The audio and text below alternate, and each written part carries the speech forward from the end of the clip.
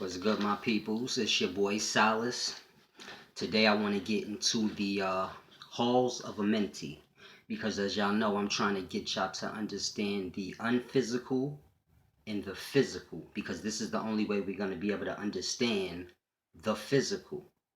See, everybody is trying to get knowledge, but the understanding is off because we have no understanding of the unphysical. Yet in every ancient text, that's what it's breaking down to you. So today I want to deal with the halls of Amenti, which is written about in the emerald tablets of Thoth. This would be like ancient Kemetic writings. Now, the first passage pretty much that I want to get into, this is the first passage of the Hall of Amenti. Basically in this passage, it breaks down where Earth's spirit is, and it's referred to as fire of the infinite all. Now, I'm going to read the passage and then I'll break it down for you. So, the first passage says, "Deep in Earth's heart lies the Hall of Amenti, far beneath the sunken city of Atlantis, and the halls of the dead, and the halls of the living, bathed in fire of the infinite all." So basically what it's saying is, deep beneath the surface of the earth, past the sunken city of Atlantis, deeper than where the dead are, deeper than where the halls of the dead are, deeper than where the halls of the living are, lie the halls of Amenti, burning in the light of Earth's conscious. So that's what the infinite all is when it says it's bathing in the fire. So that's pretty much breaking down to you that Earth is a conscious being. And so on and so forth. But now I'm going to get into the second passage because the second passage is deep. This is where you start to get into true understanding of what I've been trying to explain to y'all about unphysical, physical, how death is not how we perceiving it. We got this all wrong. So now, in the second passage, it says, the second passage is basically going to break down what the Hall of Amenti is going to break down where it is going to break down the spiritual beings who built it, why they built it, and how they took on fleshly form. So I'm going to read the passage and then I guess I'll reread it again as I break it down so y'all can get a good understanding because the second passage is deep. Now, in the second passage it says, "Far in the past time, lost in space-time." So you got to understand, in the unphysical, it's eternal. So that will be the space-time. So far in the past time, lost in the space-time, the children of light, which would be spiritual beings, which would be what you are, look down on the world, seeing the children of men in their bondage, which would be their bodies, bound by the force that came from beyond. Now, the force that came from beyond is deep. It's almost like how we see this is gravity is the effects of this force, one of the effects of this force. So we think gravity is the force when it's truly only the effects of what the true force is, which is the force from beyond. See, the force from beyond is the force that keeps your body stuck to the ground. And it works in the unphysical too, because this same force, just like this force presents itself in the physical as gravity, and it keeps your body to the ground. In the unphysical, this force keeps your spirit stuck to the body. So it works parallel. It's an unphysical, physical thing. But let me finish getting into it. So it was bound by the force that came from beyond.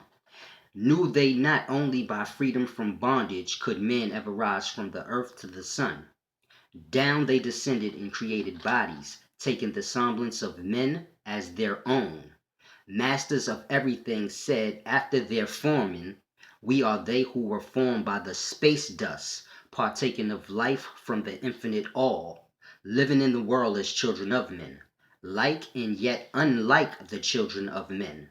Then for a dwelling place, far beneath the earth crust, blasted great space, they by their power, spaces apart from the children of men, surrounded them by forces and power, shielded from harm they, the halls of the dead, side by side then, placed they other spaces, filled them with life and with light from above.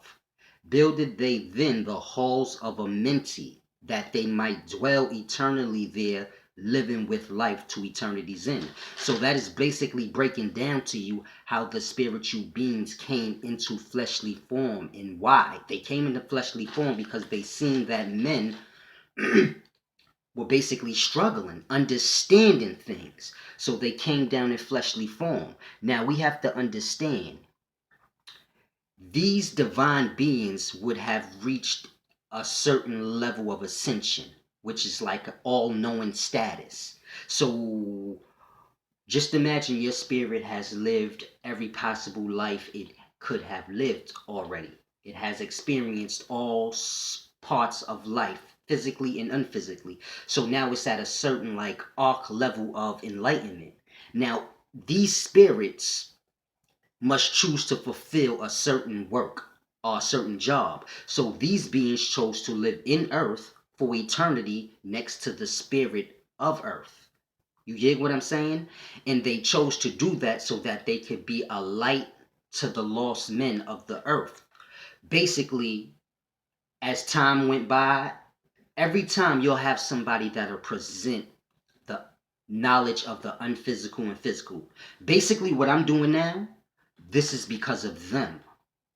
Throughout time, when I pass on, someone else will come along and explain these things. Whether we believe it or take heed of what's being said to us is on us.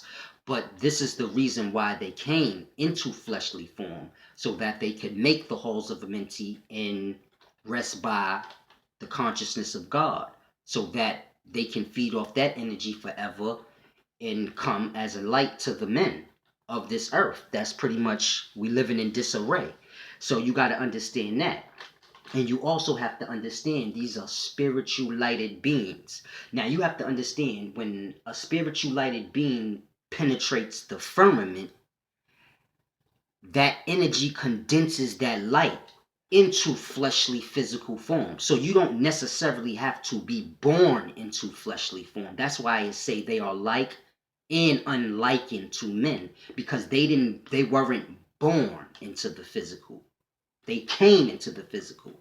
But that's a part of the unphysical that we don't understand. But I'll get into that, I guess, another time. I want to break this down so y'all can get a good understanding that it's written everywhere. So now we're going to get into passage 3. Now passage 3 breaks down how many spirits came to earth. So when you see it says sons of light, this is referring to the spiritual beings who were probably men in another life in the far past time, during the ascension. So now let me read verse 3. Or better yet, let me read passage 3. So passage 3 is basically breaking down how many spirits came to earth, so on and so forth. So now passage 3 says, 32 were there of the children of sons of light, who had come amongst men, seeking to free from the bondage of darkness those who were bound by the force from beyond. So how I explained to you how the force from beyond is what holds your spirit into your body. So you got to basically understand, it's basically saying the 32, these were the spiritual beings who came down, 32 of them, to free men from basically their bodies. Well, not their bodies, but to free men from their dark state, which is the same as when the spirit is in the body. It's in its dark state. Now, when the spirit isn't in the body, it can still be in a dark state. This is why you have to be somewhat enlightened. Now, there's more of passage 3. This part breaks down earth spirits and consciousness. It describes it as a flower, and this represents a very high conscious. Now, let's get into the rest of the third passage. It says, deep in the halls of life grew a flower, flaming, expanding, driving backward the night. Placed in the center, a ray of great potence, life-giving, light-giving, filling with power all who came near it. Placed they crowns around it, 32 thrones, places for each of the children of light. place so that they were bathed in the radiance filled with the life from the eternal light. So basically, that's breaking down how the children of light came and basically built thrones around Earth's consciousness. So you got to understand, Earth has a heart, a heartbeat. Earth is a spirit, has a consciousness. So they blasted deep down into past Earth's surface to get to the consciousness, and this is where they built the halls of Amenti. The halls of Amenti is where they reside, right near Earth's conscious, brilliant light that shines on them. So this is the purpose. Now you have to understand, if a spiritual being came into the physical, not through birth, like I said, when they enter that firmament, the energy is going to condense the light into something physical. So this is deep. We got to get a real good understanding when I present the death and life and physical and unphysical. This is not stuff I'm just making up. It's real. It's true. You have to understand it, because this is very important to your life. If you don't understand this, you basically gonna understand why. If you don't understand this, what could happen to you. So now we're gonna go to passage 4. Now, passage 4 breaks down death and the transition of a spirit from one life to another. And also remember, this is Thoth's account of the revealing of the unphysical by one of the children of light. So when I'm reading it, this is basically the children of light, one of the children of light giving Thoth this knowledge. Now I'm going to read the fourth passage. The fourth passage says, the word that brings about life, saying, O Master of darkness, guide of the way from life unto life. Before thee I bring a son of the morning. He's talking about Thoth. He's saying this to the masters of darkness. Touch him not ever with the power of night. Call not his flame, which is his spirit, to the darkness of night. Know him and see him, one of our brothers, lifted from darkness into the light. Release thou his flame, his spirit, from its bondage. Free let it flame through the darkness of night. So it's saying let his spirit roam free through space. Now we have to understand, this is basically when you're living, there's a transition period. When you come into this world, you go through a transitional period, which would be that time in the womb. So that dark period, you going from unphysical into physical. Now when you die, you have to go through a same transitional period, which would be like the womb, a period of darkness. So the children of light is basically telling the masters of darkness, who controls this period of darkness, the transition period, they're telling them, don't do that with Thoth. Let him go in and out of unphysical and physical life without the pause, without the veil of darkness. Don't let him go through. Let him move through how he chooses. Everyone else, when they come into the physical, they go through the transitional period of the birthing part, the 9 months part. When a person dies, they go through a similar period before their spirit is pretty much birthed into the spiritual world. So it's basically telling them, bypass that with Thoth. You don't got to do that with him. He one of us. So you got to understand, this is deep. This all has to do with us. Now, I'm going to go into passage 5 now. Passage 5 breaks down how spirits awaken after the physical death and what happens when they come out of the veil of the night. This is the deep part that y'all must grasp, because this is what I've been trying to explain to y'all, but no one's really truly grasping it.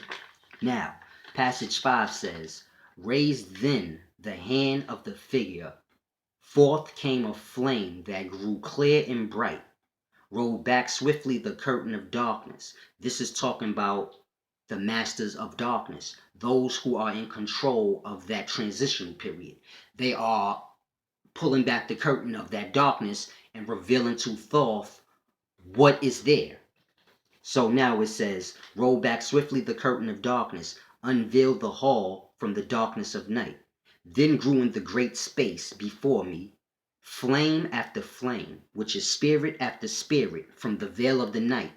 Uncounted millions leaped they before me, some flaming forth as flowers of fire. Now remember, Earth's conscious is referred to as a flower because that's a high state of consciousness. So some flame forth as fire, some flame forth as flowers of fire. Others there shed a dim radiance, flowing but faintly from out of the night. Some there faded swiftly, meaning they came out of the veil of darkness and just had no type of enlightenment and they just dimmed out. It's like living in a dark state. Others there shed a dim radiance, flowing but faintly. Some faded swiftly. Others that grew from a small spark of light. Then spoke a voice, mighty and solemn, saying, these are lights that are souls amongst men, growing and fading, existing forever, changing yet living through death into life. So you have to fully understand. It's basically saying if a spirit doesn't awaken or become enlightened, they can be pretty much stuck in the transition period for thousands of years because a spirit is an eternal being. You're an eternal being. So if you don't get enlightened on this physical earth, when you die and you go through that transition period of death, and you come out of that, you will have no knowledge of anything what's going on. You will be like one of the lights that dim out because you're lost, even in the unphysical. So we have to understand this is not no trick where, oh, if I not die, I'll know what I know. You have to know. You have to reach for enlightenment. You have to take heed. This is deep. A spirit never dies. So you got to understand, if you do not awaken at some point or take heed to what I'm saying, this is pretty much what your fate is. You will awaken after your death transition, you will awaken and be lost. Like a speck of light. Now, I'm going to go into passage 6 because it gets deeper. Passage 6 breaks down how life works in the unphysical, how you keep ascending from life to life, and how the veil of darkness, which is the death as we call it, always plays its part in the transitional period from life to life. Now, let me break down verse 6 for y'all. This is passage 6.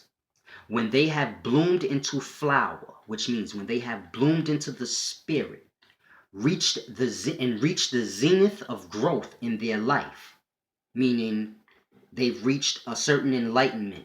Swiftly then I send my veil of darkness, which would be the transition period, because they have to ascend to a new life now. The same way you die, you ascending into a new life now. When you reach a certain level of enlightenment, you will ascend to a new life. It's all about ascending until you return back to the source of energy from which you came from. And then you will be like one of the arcs. You will have that all-knowing knowledge because you've lived every fucking aspect you can possibly live. But let's get into the passage.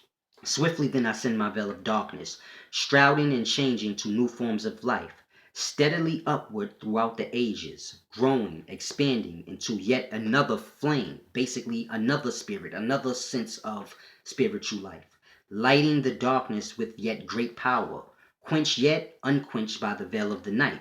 So grows the soul of a man ever upward, quenched yet unquenched by the darkness of night. I, death, come, and yet I remain not, for life eternal exists in the all. Only I am an obstacle, a pathway quick to be conquered by the infinite light. So it's telling you you're a spiritual being.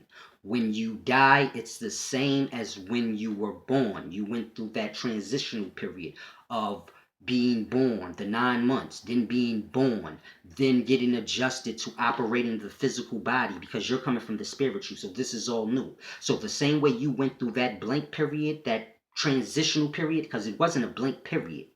This is what death is likened to. This is your transformation period into the spiritual. So that's pretty much what that is breaking down. Now, you have to understand you keep ascending from life to life, and every time you ascend from one life to the next life, whether physical or unphysical, you have to go through that veil of darkness, that transitional period. Now, I'm going to break down passage 7. Passage 7 breaks down the spirit that eventually ascends to become a son. And I'm talking a literal son. This is a higher form of life, of enlightenment. Now, this is the passage. Awaken, O flame, that burns ever inward. Flame forth and conquer the veil of the night. So awaken, O spirit, that burns ever inward. Flame forth and conquer the veil of the night. Then in the midst of the flames, in the darkness, grew there one that drove forth the night, flaming, expanding, ever brighter, until at last there was nothing but light.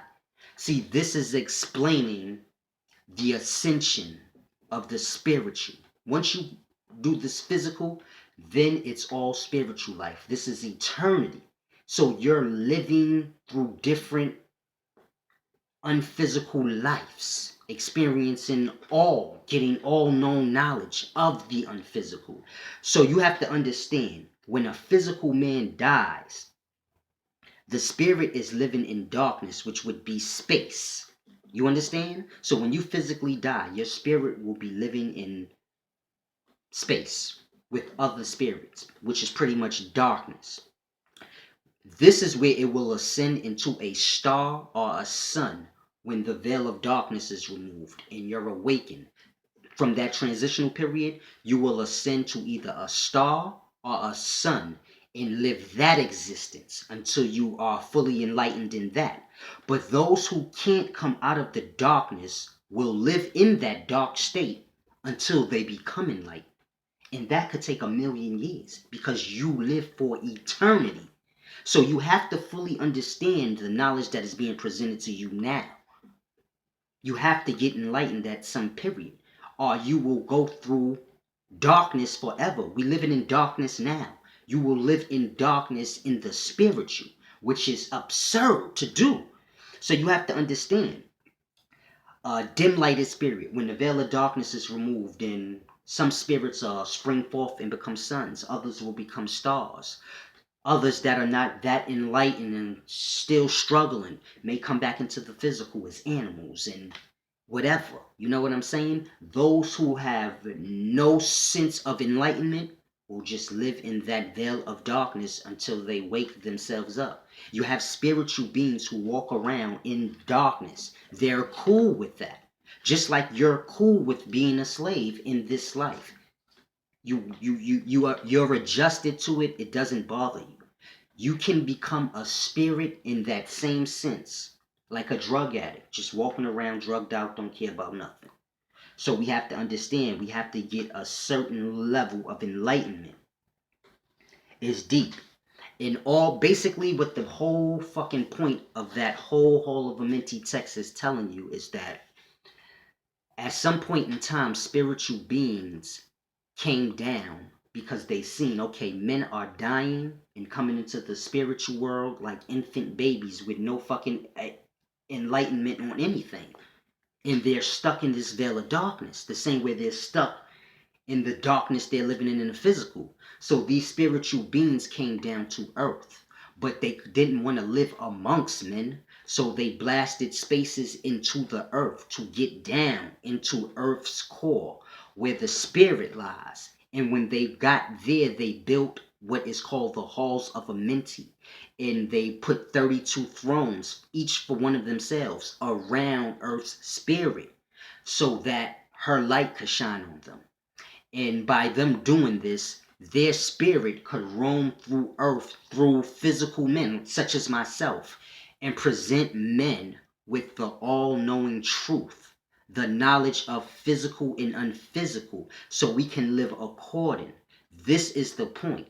So there will always be someone at some point in time that will come with a message different from others, explaining life, explaining death, explaining the unphysical and the physical. Now, some of us will take heed to these men who have come.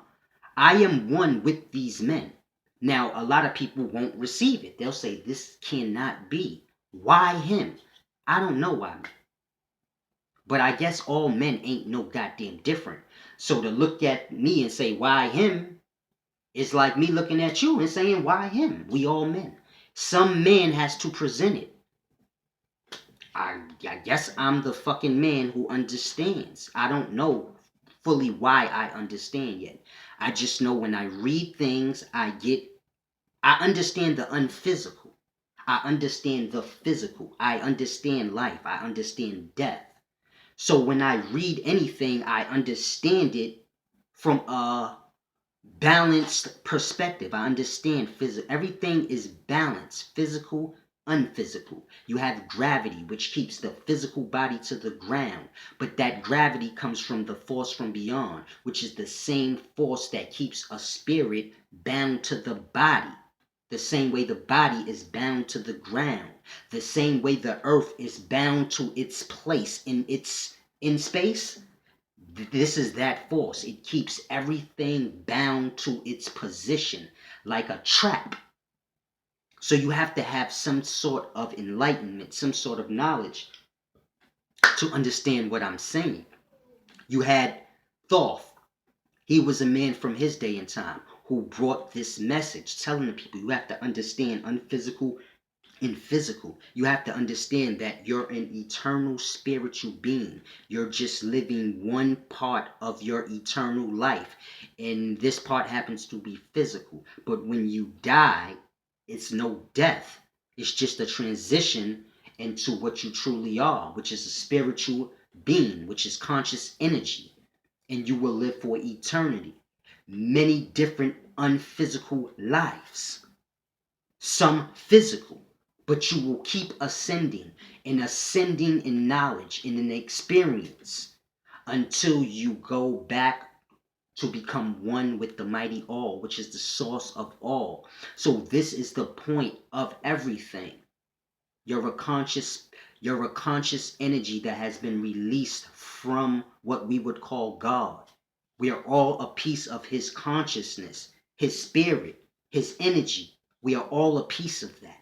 Living, gaining knowledge of all aspects of life, physically and unphysically, until we become to a complete enlightened state to where we return back and become one with him.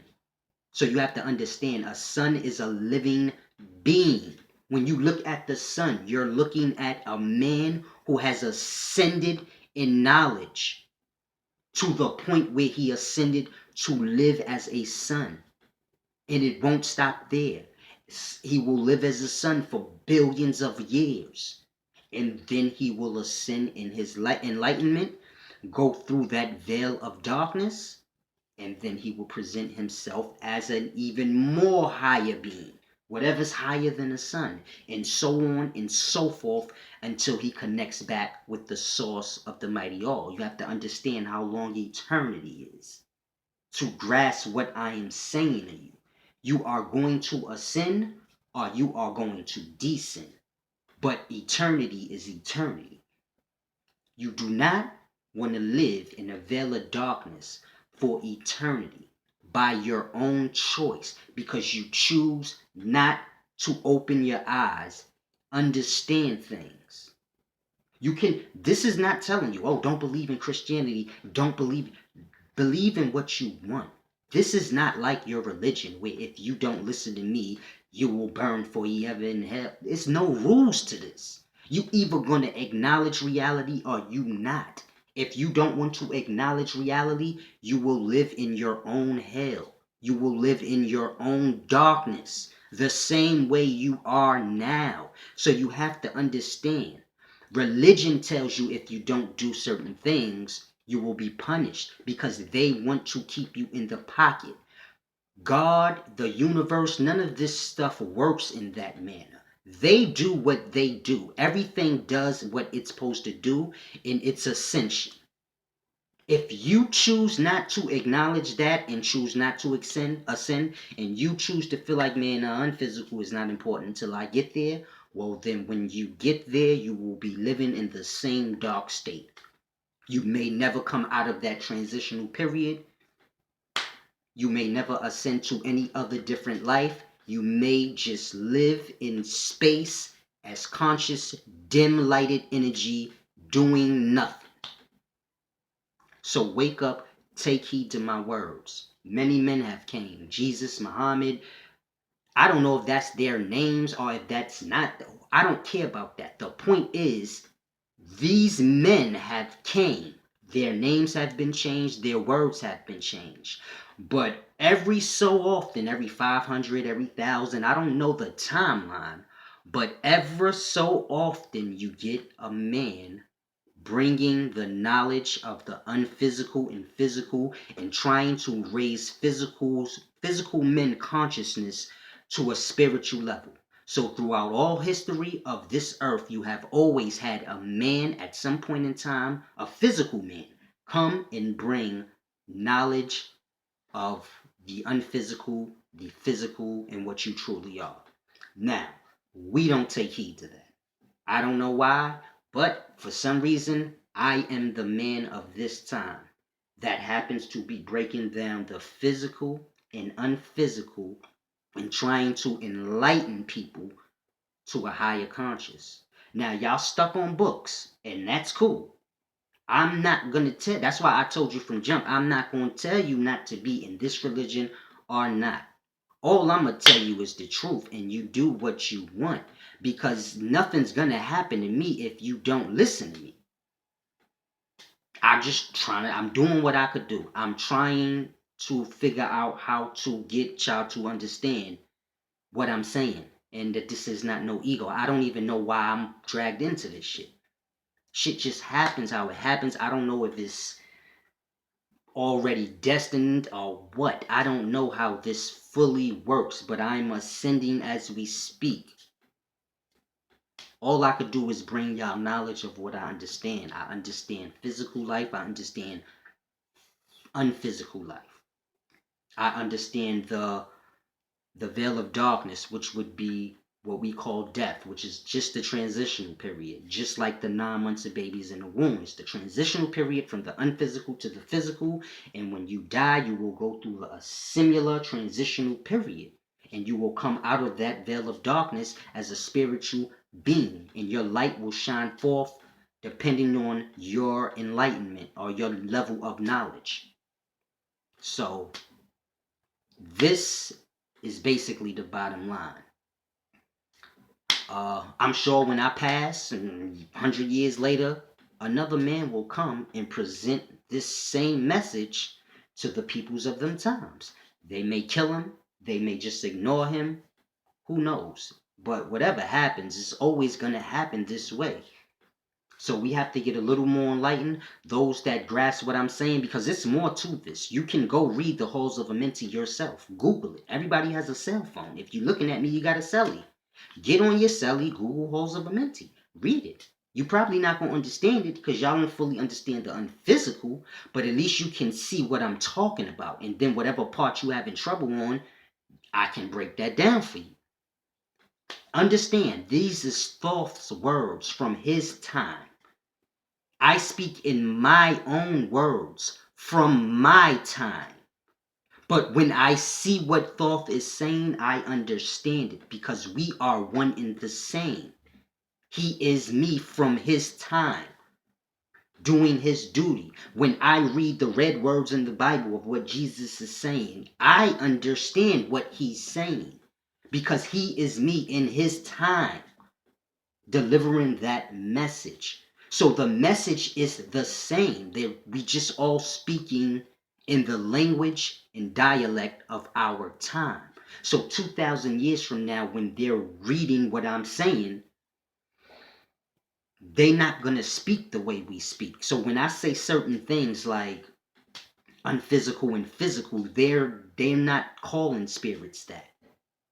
So we have to understand, this is where I'm trying to show y'all the connection in the text, the connection in what all of these enlightened men were saying. They are telling you what I'm telling you. Now, you can keep listening to these brothers tell you a whole bunch of stuff in books that they don't get, or you can take heed to what I'm saying, and we can all ascend together. Because at the end of the day, I may be the chosen one, but I'm still a man just like y'all. I'm here to bring y'all what has been brought to me. So there is no ego, there is no I'm higher. I'm just here as the deliverer. It's simple. It's your boy Solace. That was Halls of Amenti. Gave y'all a whole lesson. Eat it up.